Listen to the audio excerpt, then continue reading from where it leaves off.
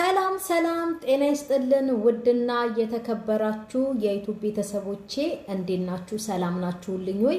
እኔ ያለው እግዚአብሔር ይመስገን እጅግ በጣም ደህና ነኝ። ቤተሰብ ሁላችሁም በያላችሁበት ሰላም እንደሆናችሁ ተስፋ አደርጋለሁኝ።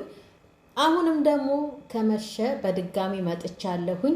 ያው አላዛርንና እናቱን እንግዲህ ተመልክተናል። አላዛር እናቱን ወቅሷታል። አንቺ ነሽ ያመጣሽብኝ፣ አንቺ ነሽ አገናኝተሽኝ ለዚህ ያበቃሽኝ ብሏታል። እንግዲህ እቺ ሴትዮ እውነት ለመናገር ወቀሳ ምናምንም አያስፈልጋትም፣ መወቀስም የለባትም። አላዛር ትንሽ ልጅነት ያለበት ነገር ይመስለኛል፣ እንደገና ደግሞ ችኩልም ነገር ይመስለኛል። እና ያው እንግዲህ አሁን ያለበትን ሁኔታ አይተናል። እናትየው ተናግራለች፣ እኔም ተናግሬያለሁ። ሚዲያ ላይ ይዘ ፊት እንዳትል ብየዋለሁ። ሚዲያ ላይ ይዞ ፊት ብሎ ይሄው ራሱ የሆነ ነገር ውስጥ ከቷል፣ የባሰ ማለት ነው። እናትየውንም እየወቀሰ ነው። ስለዚህ እናቱ መወቀስ የለባትም። አንድ ሁለተኛ ነገር ትንሱም መወቀስ የለባትም። እኔ ቪዲዮውን ደግሜ አይቼዋለሁ፣ ያሁኑን ሳይሆን የትላንትናውን። ትንሱ እኔ እኮ ነግሬክ ነበረ። እንግዲህ ያ ውስጡን የሆነ ነገር የሚጠያይቃት ነገር ነበረ መሰለኝ። ከሷ ማወቅ የሚፈልገው ነገር ነበረ እና ለሚጠይቃት ጥያቄ በጠቅላላ መልስ እየሰጠችው ነበረ። እንግዲህ ካነጋገሯ ከትላንትናው አነጋገሯ ማለት ነው።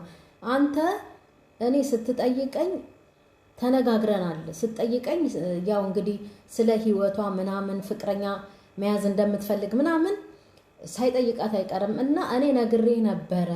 አሁን ላይ ዝግጁ እንዳልሆንኩኝ ነግሬክ ነበረ እኮ እንዴት እንደዚህ ትለኛለህ ብለዋለች። እንግዲህ እኔ አሁን ትንሱ ላይ ምንም አይነት ጥፋትም አላየሁባትም እውነት ለመናገር። ምክንያቱም ራሱ ቸኮለ፣ አላዛር ራሱ ነው የቸኮለው። ከነገረችው አሁን ዝግጁ እንዳልሆነች ከነገረችው የሆነ ችግር ጎኗ ላይ እንዳለ ካወቀ ጊዜን ጠብቆ ቀናትን ወራትን ጠብቆ ቀስ ብሎ መጠየቅ ነበረበት እንጂ አሁን እሷ ውስጧ ያለውን ተናግራለች። እኔ አሁን ልቤ ክፍት አይደለም፣ አሁን እኔ ስሜቴ አይደለም ጓደኛ ለመያዝ ፍቅረኛ ለመያዝ ብያለሁኝ። እንዴት እንደዚህ አይነት ጥያቄ ትጠይቀኛለህ ብለዋለች። አሁን አላዛር ነው እዚህ ጋር ያጠፋው ማለት ነው። መጠየቅ አልነበረበትም። እንቅጭ እንቅጯን አይደለም የምንነጋገረው፣ እውነቷን መጠየቅ አልነበረበትም። መጠየቅም ከፈለገ ትንሽ ወራቶች ጠጋ ብሎ ምናልባት የዚች ልጅ ሀሳብ ተቀይሮ ወደ ፍቅር ልክ እሱ እንደተቀየረው ማለት ነው ክፍት ሆኖ ልቧ ተጠብቀው ይሆን ነበረ። ግን ያው እሷ አልፈልግም እያለች አሁን ላይ ዝግጁ አይደለሁም እያለች እያወቀ ሄዶ ጠየቃት። የሷን መልስ ነግሬክ ነበረ ወይ አልነበር ወይ? ነግሬክ ነበር እኮ አሁን ዝግጁ እንዳልሆንኩኝ ብዙ ነገር እንደሚጠብቀኝ ጎኔ ላይ እናቴ እንዳለች ትምህርቴም እንዳለ ነግሬ ያለው እኮ ለፍቅር ዝግጁ እንዳልሆንክ ብለዋለች። እንግዲህ ያው ሁላችንም እንደምንረዳው እንግዲህ ትንሱ እንደዚህ ያለችው ለአልዓዛር ማለትም እንግዲህ አልዓዛር እሷ ለፍቅር አሁን ዝግጁ እንዳልሆነች አይደለ? ቤተሰብ ለፍቅር ዝግጁ እንዳልሆነች ቢጠይቃትም መልሷ ምን እንደሚሆን ያውቃል ማለት ነው። ስለዚህ አንደኛ መጠየቅ አልነበረበትም አሁን እያወቀ ማለት ነው። ሁለተኛ ነገር ደግሞ እናትየው እንዳለችው ሁለት ነገርን ጠብቆ እሷን መጠየቅ ነበረበት፣ ወይም ቢ ወይ እሺም ማለት ነው። እንዴ አሁን ራሱ ያዙ ይልቀቁኝ አልበላም አልጠጣም ምንድን ነው? ሰው አምባሳደር ተብሎ ተመርጦ ትልቅ ቦታ ተሰጥቶት ትልቅ ደረጃ ተሰጥቶት በእንደዚህ አይነት ሁኔታ ሲታይ ሰውስ ምን ይላል እንዴ? ይሄ ትክክል አይደለም። እንደ ወንድ ልጅ ቆፍጠን ብሎ ለትንሱም ደግሞ ጊዜ ሰዓት ሰጥቶ እውነቷን ነው። እኔ እናቱን በጣም ነው የምወዳት፣ ጌታን በጣም አስተዋይ ሴት ናት። እንዴ ትንሱ ውስጧን እየነገረችው ለፍቅር ዝግጁ አይደለሁም እያለች ከዚህ ቀደም እየነገረችው ዛሬ ሄዶ በድንገት አፈቅርሻለሁ ፍቅሬን ተቀበይ ሲላት ይቺ ልጅ ለምን አትደነግጥም? ነግረዋለች እኮ ዝግጁ አይደለሁም ብለዋለች። እንዴት አትደነግጥም? እንደገና ደግሞ የማሰቢያ ጊዜ እንኳን አልሰጣትም እኮ እሱ የለ ቶሎ ቶሎ ቶሎ ቶሎ እንዲሆንለት ነው የፈለገው። ደግሞ የነ ቶሎ ቶሎ ቤት ግርግዳው ሰንበሌጥ እንዳይሆን ይሄ የህይወት ጉዳይ ስለሆነ አስቦበት በደንብ እሱ ቸኩል ነው። ልጁ ራሱ ሲታይ ገና ቸኩል ነው የሚመስለኝ እኔ አላዛር ማለት ነው። ግን በጣም ነው እኮ የምወደው ጥሩ ሰው ስለሆነ ጌታን ግን ይቸኩላል። በቃ ይሄ ደግሞ የጅብ ችኩል ቀንድ ይነክሳል እንደሚባለው እንዳይሆንበት ነገሮቹን ተረጋግቶ አስተውሎ እንግዲህ ትንሱንም እንግዲህ እዛ ድረስ ይዟት ሄዷል። ያው ወንድሟ ቢኖርም ያው እሱም ብላ አላዛርም ብላ ቤተሰቡን ብላ ነው የሄደችው። ስለዚህ እሷንም በእንደዚህ አይነት መልኩ ችላ ብሎ መተውም አያስፈልግም። እናትየው መድኃኒት እግዚአብሔር ይስጣት። በእውነት ሄጄ በሰው ሀገር ነው ያለችው፣ አገሩን አታውቅም።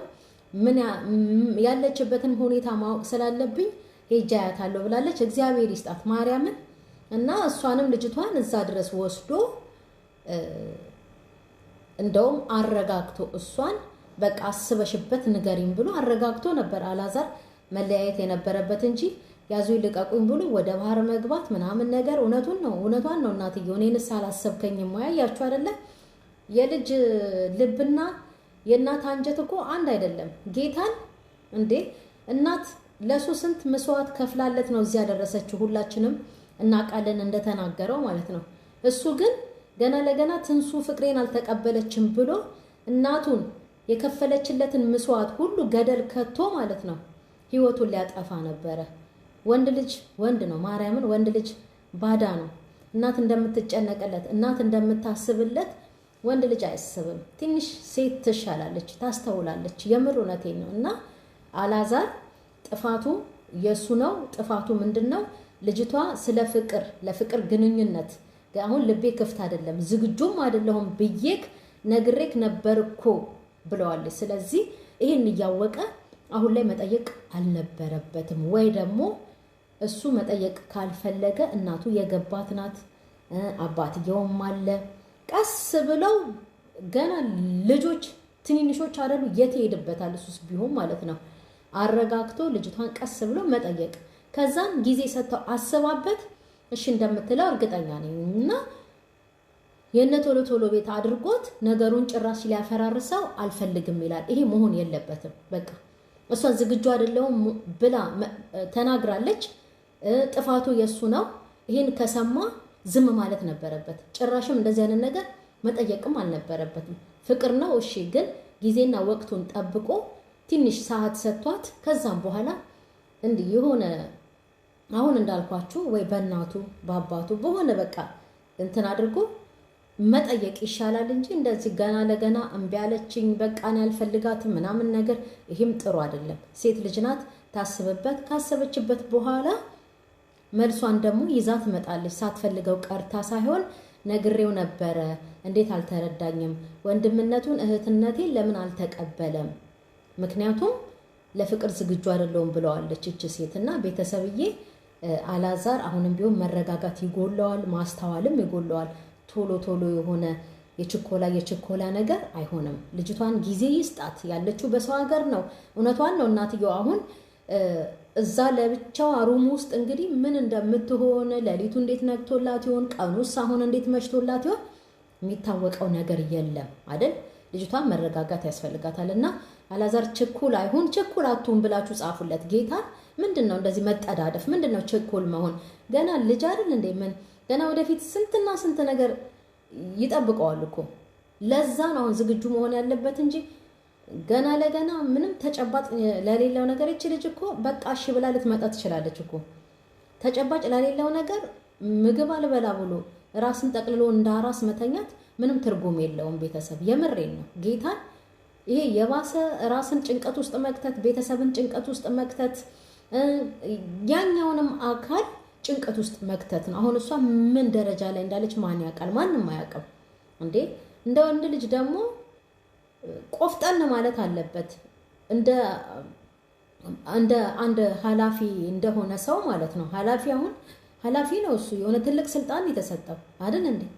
ቆፍጠን ጀነን ብሎ በቃ አንተም ማለት ነው ያለበት። ምንድነው አልጋ ላይ እንዳራስ ተጠቅልሎ ምናምን ነገር ምግብ አልበላም አጥሚት ገንፎ አልፈልግም ማርያምን አናዶኛል ዛሬ አላዛርና ትንሽ ይሄንንም ስለተናገርኩ